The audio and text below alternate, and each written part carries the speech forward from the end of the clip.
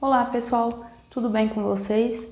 Meu nome é Juliana Moreira e no vídeo de hoje eu vim conversar um pouquinho sobre as formas de organizar o repertório sociocultural. Eu já fiz alguns vídeos indicando repertórios, eu indiquei repertórios de filmes e de documentários, mas eu ainda não havia explicado estratégias para organizar esse repertório. E por que tem que ter, né, essas estratégias? Por que elas são importantes? Em alguns momentos, a sua escola ou eu, né, lá com as redações que você recebe pelo site, pautadas no Enem, vamos te cobrar temas que são diferentes, ou seja, temas sobre os quais você não está habituado a pensar cotidianamente. Vamos pensar aí no último exame, a democratização do acesso ao cinema. Não é algo que se costuma pensar no nosso dia a dia, né? A gente não tende a discutir com os amigos sobre esse assunto, né? Ele não aparece na mesa do almoço da família. Então, a gente precisa se habituar a trabalhar com esses temas que não estão presentes todo dia, mas que são importantes do ponto de vista social. E como que a gente faz isso? Com o treinamento da redação, com as propostas que a gente vai escrevendo ao longo do ano até chegar ali no exame, até chegar no Enem. Por dois motivos. Primeiro, porque a gente se prepara formando repertório sociocultural, ou seja, a gente se prepara pensando em assuntos muito diversos. Segundo, a gente para de ter medo do tema. Como assim? A gente entende que qualquer tema que o Enem ofereça para a gente vai ser capaz de falar sobre ele, ou a gente vai ser capaz de emitir uma opinião e defender essa opinião sobre esse tema. Então, o que não resolve? Não resolve a gente ficar tentando adivinhar que tema que vai cair na redação, tá? Isso é uma grande bobagem, uma grande perda de tempo. Por quê? Dificilmente a gente vai acertar. A primeira questão é essa. Se tivesse aí 20% de chance de acertar, eu nem ia dizer que era uma perda de tempo. Mas são pouquíssimas as chances de acertar esse tema, então a gente fica perdendo tempo tentando. Segundo, isso te gera uma insegurança. Por quê? Se você chega lá na hora da sua prova e se depara com um tema que você nunca viu e você está acostumado com aquele pensamento de que você precisa ter domínio do tema para escrever sobre ele, precisa já ter tido contato, aí você chega lá e se depara com democratização do acesso ao cinema, que é algo que ninguém aí cogitou, né? Você não trabalhou ao longo do ano, você vai travar, não tem jeito. É claro que você vai travar, você condicionou seu comportamento dessa forma, ué. Você está escrevendo só sobre temas que as pessoas discutem com você anteriormente, né? Então, só sobre temas que você já teve contato. E você está se preparando para que isso aconteça no Enem. Se chegar lá e acontecer diferente, danou, aí não tem o que fazer, ué. Aí vai travar mesmo e eu não vou poder te ajudar. Mas eu posso te ajudar antes, que é com essa dica de agora. Esquece tentar acertar tema, esquece, não existe, a gente não é evidente, né? Então, o que a gente vai fazer? Se preparar para qualquer tema. É isso. A gente vai se preparar para o que o Enem mandar para a gente. E aí, pronto, você chega lá, tá relaxado, pode vir qualquer coisa que a gente lida bem com ela. Agora, bom, para lidar com qualquer coisa, né, ou com qualquer tema, com os mais diversos temas, a gente precisa estar preparado especialmente para conduzir a nossa argumentação. E o que conduz, né, o que embasa, o que deixa a nossa argumentação forte, pertinente, é a presença do repertório sociocultural. Então vejam, não adianta só vocês assistirem um vídeo meu dizendo de 10, 12 filmes ou de algumas séries que podem ser usadas como repertório se vocês não forem até lá assistirem ao filme. Por que eu estou dizendo isso? É a mesma história das listas de filósofos que circulam na internet. Ou, pelo amor de Deus, não faz isso comigo não. Aliás, não faz com você não. Não pega essa lista e fica decorando citação. Não, isso não serve para nada. E eu vou te falar por que não serve. A citação está descontextualizada. Então, alguém fez um recorte de uma frase de um filósofo e jogou ali para você.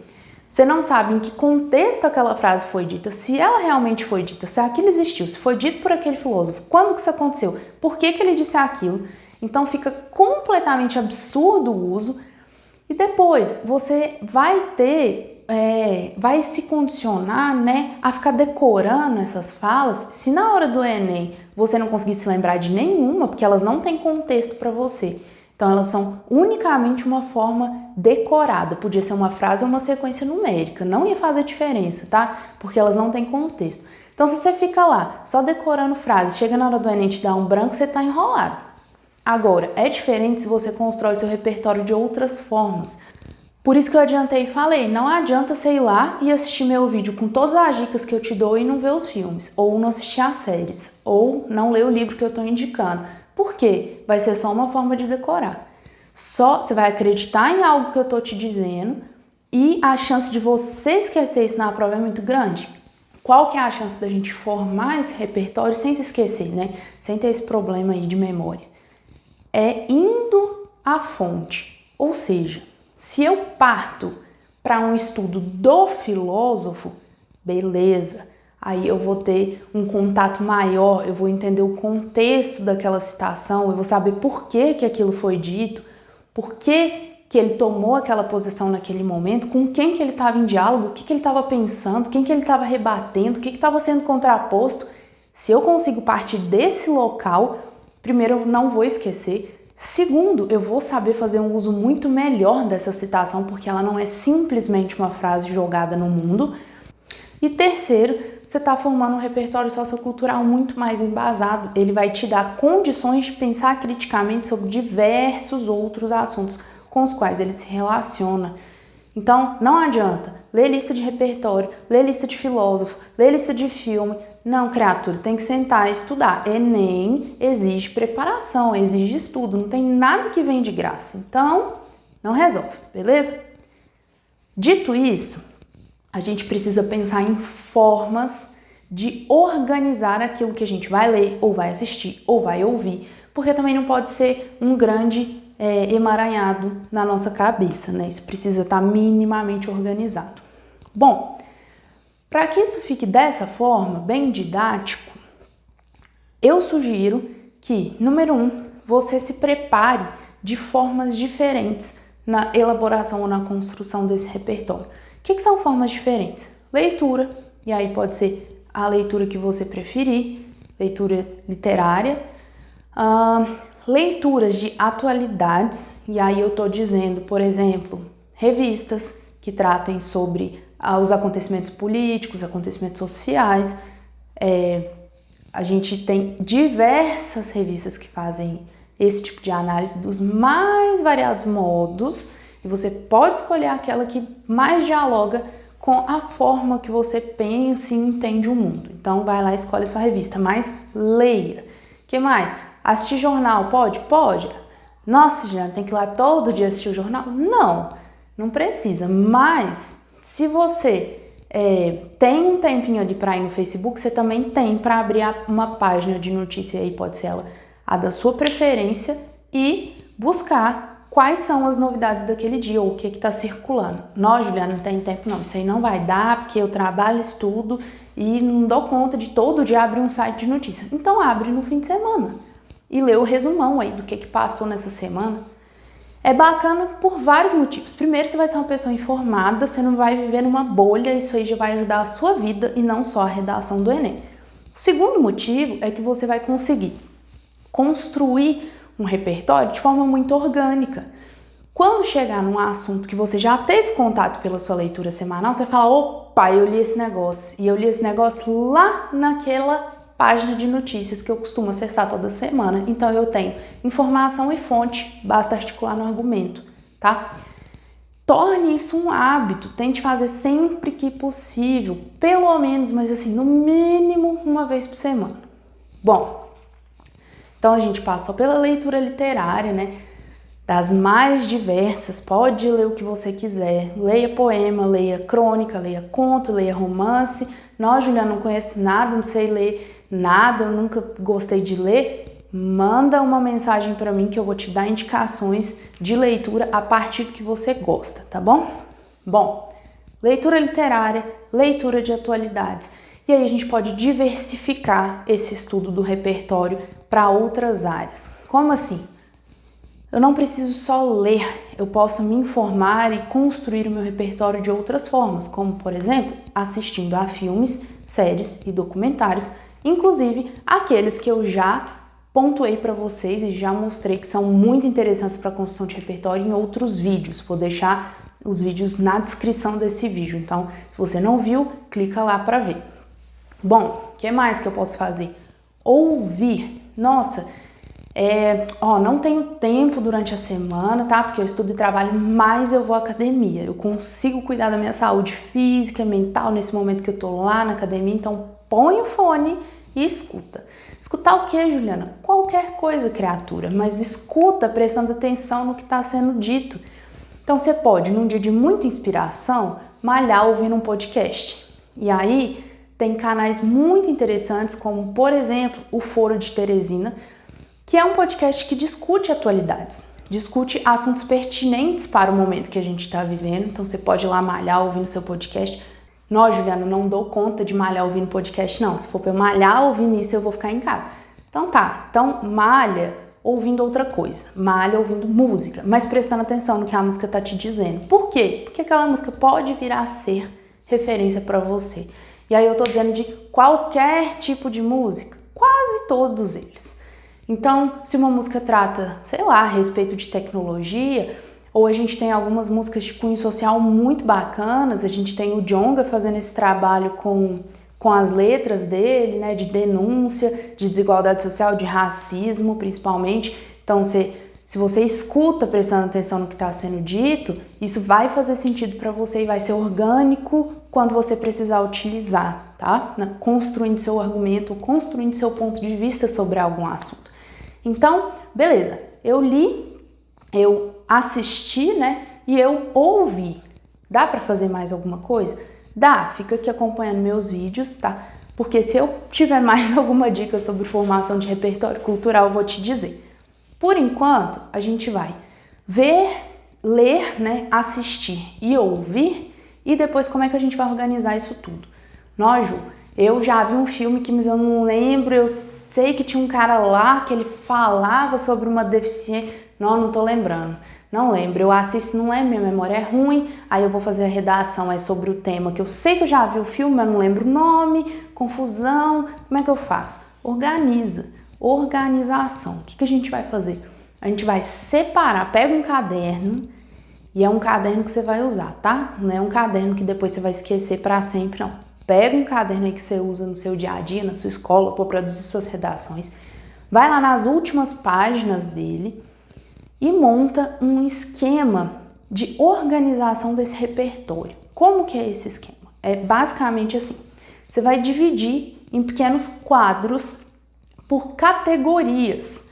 Então, por exemplo, eu fiz uma sugestão aqui, que eu vou mostrar para vocês, e eu queria que vocês primeiro entendessem que o que eu coloco aqui não é exaustivo, ou seja, não existem só essas características. Vocês podem se lembrar de outras, elencar outras, eu só tô passando o modelo, mas quantas divisões vocês vão fazer no caderninho de vocês, aí é com cada um, tá? Tem gente que vai preferir aglomerar a área, tem gente que vai preferir separar, mas o que você conseguir fazer de forma mais genérica, melhor. E aí eu te explico por quê. Por quê? A gente separa por áreas e vai colocar aquele repertório que dialoga com aquela área lá no nosso caderninho. Então, beleza, eu fui lá e li um livro que trata sobre autoritarismo, censura, e aí vou lá no meu caderno anotar essa referência. Por quê? Se eu pego uma redação que traz para mim esse tema, eu tenho um lugar de consulta, e o meu lugar de consulta não é a lista de filósofo que está disponível na internet. Meu lugar de consulta é o meu caderno, que vai ter as minhas referências de coisas que eu li, que eu tive contato, que eu sei o contexto, que significaram alguma coisa para mim e que, portanto, eu terei muito mais autoridade para falar sobre elas. Ninguém me contou sobre aquilo, eu fui lá e vi, eu fui e busquei, eu tenho essa informação é minha. Então eu sei utilizá-la de forma muito melhor. Veja lá, olha como é que eu propus isso. Um bloco, censura, e aí aqui eu tô chamando censura, pode ser censura e autoritarismo, tá? Eu pensei nisso quando eu construí essa categoria. Bom, eu coloco aqui para vocês 3 livros, o Fahrenheit 451, Revolução dos Bichos e o 1984, que vão tratar deste tema, né, da censura e do autoritarismo, e ainda o filme A Onda. Então eu lembrei, eu estava aqui fazendo esse quadro para apresentar para vocês, falei, nossa, o que eu já li sobre isso? Pá, escrevi. Já assisti alguma coisa? Já, fui lá e escrevi. Então, esse é o meu caderninho. Vocês podem compactuar com ele? Podem, se vocês forem lá e fizerem a leitura do livro ou assistirem ao filme, tá? Porque senão não vai resolver. Vocês não vão saber como que o autoritarismo está presente ou como que a censura está presente. Por mais que eu ofereça um resumo para vocês, como eu faço lá quando eu indicar as séries e os filmes, isso não é suficiente para guardar na sua memória. Por quê? Isso não te toca, isso não te produz sentido. E só vai acontecer isso de produzir um sentido em você a ponto de você guardar aquela cena ou guardar aquele momento, seja de um livro ou de um filme, se você fizer a leitura ou assistir, certo? Então, é muito individual. A construção, ela é genérica, mas o que vai estar dentro de cada categoria é muito individual. Bom, vamos lá mais. Pensando na categoria de educação, né? Eu pensei, Eu Sou Malala, Merli, que é uma série que inclusive eu indiquei, Pitágoras e Sementes Podres. Sementes Podres é um filme, está disponível na Netflix para quem tiver interesse. E Pitágoras, por que eu pensei Pitágoras? Lembra que eu falei, frases prontas ou frases de efeito, elas não vão funcionar? Não vão. Mas se você pega um filósofo e estuda ele um pouco mais a fundo, se esse filósofo faz parte do seu processo de adquirir conhecimento, ele pode vir para cá. E perceba, eu trouxe o Pitágoras, eu não trouxe a frase pronta dele. Vocês vão ver que a maioria aí das listas vão apresentar a frase do Pitágoras de que a gente precisa educar as crianças para que os adultos não sejam punidos. É uma frase de fato muito bonita que pode ser usada em temas sobre educação, mas é importante a gente entender o contexto dessa frase, refletir melhor sobre ela e não ficar igual um papagaio repetindo frase de pessoas, ok? Então, se o filósofo faz sentido, se ele faz parte da construção do seu conhecimento, como Pitágoras faz para o meu, eu posso sim colocar ele dentro da minha categoria. Bom, eu coloco aqui ainda uma categoria que eu nomeei como preconceito, e aí, de fato, é uma nomeação muito genérica, mas ser genérico de alguma maneira é bom porque vai permitir que a gente aglomere aí diversos tipos de conteúdo que dialogam entre eles. Então vamos ver. Eu pus o filme Extraordinário, que também é o livro, né? Tem o livro, então quem é da TV assista, quem é da leitura leia. Atypical, que é uma série que eu já indiquei lá na Netflix, vai tratar do autismo. Hoje Eu Quero Voltar Sozinho, que trata tanto da ideia de homofobia, tá? Quanto da cegueira. E tem o filme Colegas, que é sobre um grupo de amigos com síndrome de Down. Então aqui, a gente consegue discutir preconceito em qualquer um ou a partir de qualquer repertório que eu coloco dentro dessa caixinha. Bom, saúde, né? Se a gente tem um tema lá vinculado à saúde, Sex Education, é uma série que eu também já indiquei no outro vídeo. Sob Pressão, a série que trata do SUS. Depois daquela viagem, é um livro super tranquilo de ler. Eu fui apresentada a ele no meu ensino médio pela minha professora de biologia e ele vai tratar de uma adolescente que contraiu HIV. Bom, Take Your Pills, uma discussão muito recente sobre o uso de medicamentos para que a gente melhore a nossa performance, como a Ritalina, por exemplo. Muito, muito bacana para fazer essa discussão. A respeito da tecnologia, né, que está em alta, uma discussão sempre em alta. Black Mirror, Westworld, também já indiquei lá no outro vídeo. Technologic também é um filme. E Inteligência Artificial, também um filme. Então, são 4 conteúdos que vão fazer essa discussão a respeito das novas tecnologias, de que forma elas estão presentes na nossa vida e dos malefícios e benefícios dessa presença. Ambiental, tema ambiental, né? De tudo que se relaciona de alguma forma ao meio ambiente. Aruanas é uma série que vai tratar sobre a mineração e os seus impactos. Ilha das Flores vai tratar sobre o lixo. Nosso Planeta trata das mudanças climáticas que o planeta sofreu ao longo dos últimos 8 a 10 anos. E Oceanos de Plástico, que vai tratar justamente desse assunto super em alta, que é a quantidade de plástico que a gente produz e não consegue reutilizar, né? Então ele se torna lixo. Bom, continuando aqui sobre os grandes grupos, né, que eu posso organizar o meu repertório. Eu tenho desigualdade social. O que vai discutir essa desigualdade? A série Elite eu assisti, eu lembro que trata disso. Coloca lá. Capitães da Areia, o livro do Jorge Amado, trata.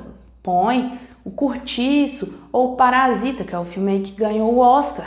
Eu assisti, eu lembro que ele trata de desigualdade social. Então coloca lá no seu caderninho. Para quê? Para ser um momento de consulta fácil. É para facilitar a vida. Então eu estou trabalhando com um tema que trata de desigualdade social. Não consigo me lembrar na hora da escrita ali da preparação de nenhum repertório. Eu vou lá consultar o meu hall de conteúdos que discutem aquele tema. Por que eu estou falando de uma preparação? Ao longo do tempo, quando vocês preencherem esse caderninho a partir das leituras e das séries que vocês assistirem, enfim, vocês vão perceber que cada vez mais vocês vão precisar consultar menos o caderno. Por quê? Tá tão organizado, aquilo faz tanto sentido para você, faz tanto parte das experiências que você teve na vida, que você não vai precisar mais consultar, tá? Aquilo vai estar na sua memória. Isso aqui é um processo de organização que ele vai ser muito útil para o nosso momento de crescimento na escrita. Mas vai chegar uma hora, e aí pode acreditar em mim, se não der certo, volta aqui e me cobra, que você não vai precisar consultar esse caderno. Tudo que está aqui, você vai conseguir fazer de forma memorizada. Então você vai trabalhar com um tema lá na sua redação, na hora da prova do Enem, não tem caderninho para consultar. Você vai falar, não, esse tema aqui é desigualdade social. O que tinha lá no meu caderninho de desigualdade social? Lembrei, tinha lá, Elite, Capitães da Areia, Curtiço, Parasita. Matei. E aí você matou o tema, todo mundo feliz, eu mais ainda. Então bora. Desigualdade racial. A gente tem o Olhos d'Água, que é um livro belíssimo. Se você não estiver preparado para chorar, não leia, da Conceição Evaristo. Cara, Gente Branca, uma série que eu já indiquei aqui também. Lembra que eu falei pra vocês? Pode ouvir, não precisa só ler nem assistir. Tem esse álbum chamado Ladrão, que é do Djonga, e que vai fazer essa discussão de forma muito forte também, então indico muito. E o filme Infiltrado na Clã, que também foi indicação do Oscar do ano passado. Vale assistir, tá? Bom, desigualdade de gênero. As Telefonistas, o Conto da Aia, Perto do Coração Selvagem. Perto do Coração Selvagem é um livro da Clarice Lispector, tá? Para quem aí prefere as leituras, enquanto As Telefonistas e o Conto da Aia vai fazer essa discussão da desigualdade de gênero, machismo e feminismo a partir de série. Tem a categoria aqui de família, né? Com o passar dos anos, a gente vem reconhecendo os novos tipos de família que são formados. Como assim? A gente desconstrói aquela ideia de que família é pai, mãe e filho. A gente consegue entender que família é muito mais do que isso, está além desse conceito. Então, uma família pode ser formada por pai, madrasta, filho e enteado, pode ser formada por uma avó e um neto, ou ainda um tio, um sobrinho. Enfim, existem muitas formas de se constituir uma família. E pensar sobre essas novas formas, especialmente quando a mulher ela se torna a protagonista no seu lar, né? É importante a gente pensar nessas novas formas, principalmente quando a mulher ela se torna chefe de família. Então ela é responsável, inclusive, financeira pela casa, o que vai mudar algumas estruturas familiares. Inclusive vai fazer a gente reconhecer que há muitas e muitas famílias compostas apenas por mãe e filho, em que a figura do pai é ausente. Para a gente fazer a discussão sobre esses novos tipos de família, né, que existem há muito tempo, mas que só muito recentemente a gente foi capaz de reconhecer, eu vou fazer essas indicações. Gabe Baby é um filme muito bacana, está disponível na Netflix, que faz essa discussão de família de uma forma muito legal. História de um Casamento também, porque aí ela já tem uma alternância com o que eu acabei de falar. É o pai quem cuida do filho. E a gente tem o Capitão Fantástico. É uma família que escolhe viver de uma forma diferente da convencional. É bacana a gente pensar até sobre cultura, então sobre aquelas regras que a gente segue, que a gente nem percebe que segue ou nem percebe que são regras. Eles quebram muitas convicções que a gente tem a partir desse filme. É legal, assiste lá. Esporte. Nossa, o que eu vou falar de esporte? Eu só sei lá quantas vezes o Brasil foi campeão. Passou disso, eu não dou conta mais não. Então beleza, então presta atenção. Invictus e Coach Carter são filmes que vão tratar dessa ideia do esporte, ou a relação esporte e educação, ou a importância do esporte na vida das pessoas. Então assistam. E aí a gente pode fazer referência histórica. A gente não fez referência ao filósofo que a gente estudou lá na folha anterior. Aqui a gente pode fazer referência histórica. O esporte para a Grécia. Como que era o esporte lá na Grécia? Por que é tão diferente? Por que as Olimpíadas vieram baseadas nessa construção do esporte lá? O que acontecia? Então, se a gente pensa que lá o esporte ele era parte integrante importante da educação, se a gente estuda a origem das Olimpíadas, se a gente vai atrás dessas informações, Grécia passa a ser um repertório cultural da nossa categoria de esportes.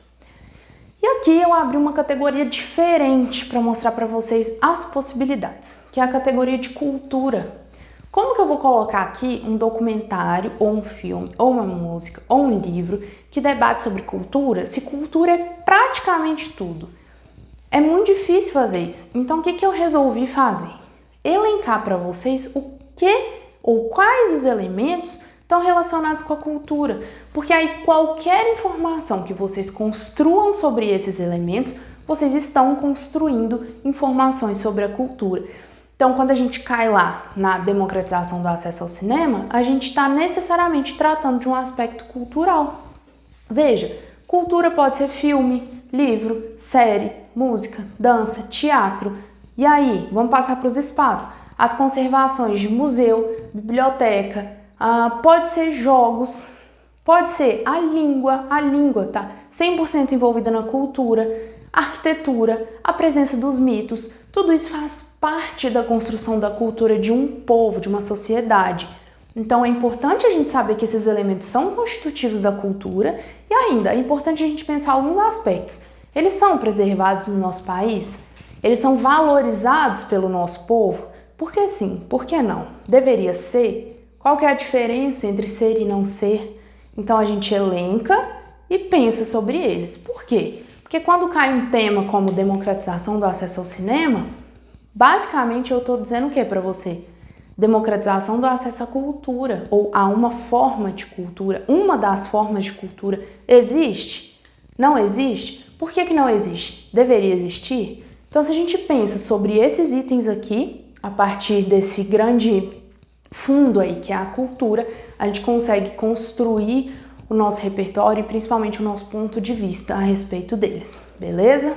Bom, pessoal, eu espero que tenha sido útil para vocês esse vídeo. Eu espero demais que vocês peguem o caderninho lá nas últimas páginas e montem o esquema de vocês com as divisões que vocês acharem melhor, mais fáceis de serem utilizadas, né? Eu quero que seja fácil para vocês, que vocês completem com aquilo que faz parte da construção de conhecimento de vocês e não uma cópia barata aí da internet. E se vocês quiserem compartilhar esses caderninhos aí comigo, manda foto lá no Instagram, no direct, que eu posso dar dica, a gente pode discutir sobre o que vocês colocaram, eu tô à disposição, beleza? Espero que eu tenha ajudado e aguardo vocês no próximo vídeo. Beijo!